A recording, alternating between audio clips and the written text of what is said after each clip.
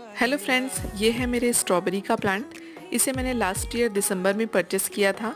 मैं इसके 2 प्लांट्स लेकर आई थी। ये है इसका मदर प्लांट। आप देख सकते हैं बहुत सारे रनर्स इसमें से निकलते रहते हैं और इन्हीं के रनर्स से इतने सारे प्लांट्स मेरे बन चुके हैं ऑलरेडी। तो फ्री में ही मुझे इस साल के लिए काफ़ी सारे स्ट्रॉबेरी के प्लांट्स मिल गए हैं। अगर आपने भी अपने स्ट्रॉबेरी के प्लांट्स को अभी तक सेव करके रखा है तो आप इसे ऐसी जगह रखें जहाँ बारिश का पानी डायरेक्टली इन पे ना पड़े, क्योंकि बारिश के पानी से इनमें रॉटिंग की प्रॉब्लम आ जाती है। जैसे ही रेनी सीजन खत्म होता है मैं इन्हें सेपरेट कर लूंगी।